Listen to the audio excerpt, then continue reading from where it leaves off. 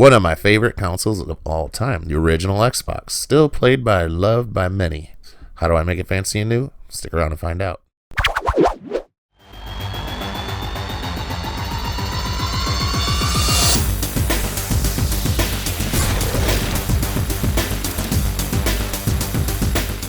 Good old Scrubby W is usually required, but don't let that fool you. All that dirt and grime is because the man before you, or woman, may have played that crap out of this. Yeah, original Xbox is that cool. Metal cage on the inside had some rust on it, so I went ahead and I sanded it down with a light sandpaper, and I paid close attention to the tabs that made contact with the motherboard, and I taped those off just in case they were grounds. So after that dries some, I'm going to pull that tape off, and I'm going to move on to the lid. Going to take some painter's tape, and I'm going to mask off the parts that I don't want painted. And I'm going to put some white primer on it. Got some leftover cherry gloss red paint, and I'm just wondering, man, it just might look good on here. And it does. It looks fantastic, but it just seems like there could be something in one of my junk drawers, or, you know, something that could just make it pop, kind of set it off. I'm going to go look. Oh, hey, what about this Blades Chrome license plate holder? If I just cut it with the Dremel in a couple of places, I wonder. Very interesting. It's kind of like it was almost meant to be here. Just by eyeballing it up, I'm going to drill some holes and screw it down and see how it looks. I think it's going to look rather cool. And I hope you're digging it right now.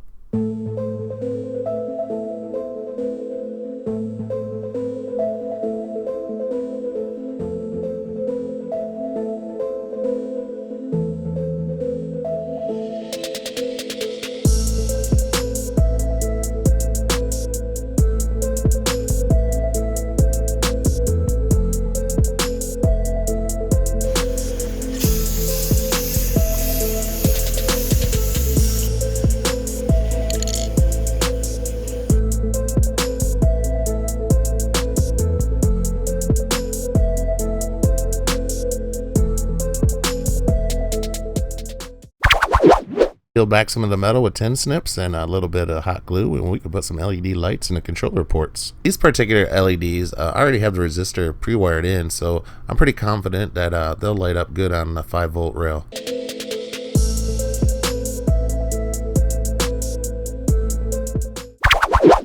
I just didn't want to do the same thing that everybody does with the gem, and that's, you know, to clear it and, you know, either paint it or leave it, you know, acrylic looking. I just wanted to do something different, and that's how I came up with Skull's Eyes. This is an auto stick-on decal, and I'm just going to drill out the eyeballs and put in some LEDs with some hot glue.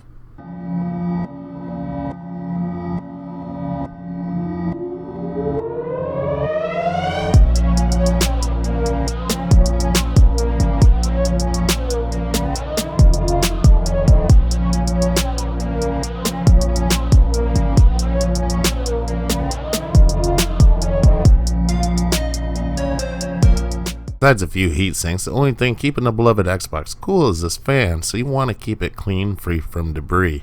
And I use Q-tips and some Gooby Gone.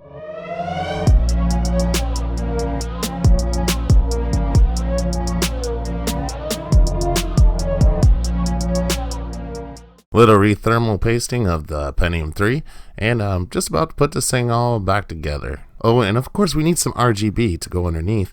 So I'm going to cut a hole in the cage in the front right corner, and I'm going to push it down in through there, and we'll see how that looks. Now I'm just wondering, hey, I wonder if there's a way to light up the fan from the back without replacing it with one of those 80mm LED fans. There's got to be a simple way, isn't there? Let's see.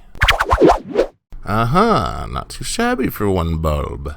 So now at this point, I just got to get the Rocky 5 Softmod and Softmod this thing, and then check our temperatures, make sure everything's kosher inside. Not too bad right now, holding steady at 53C. I think we nailed it, governor.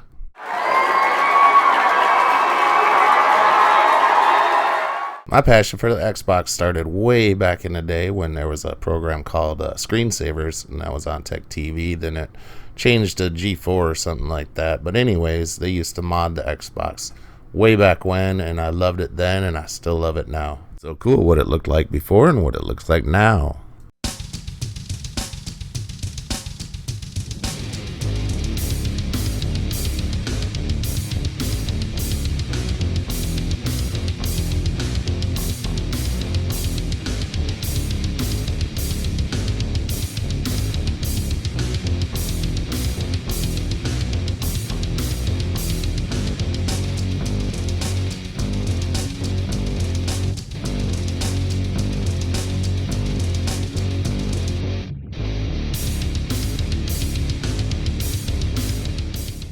Storing something that you love, just plain fun. And there's plenty of 720p and even 1080i games for this still. Man, from way back then, wow.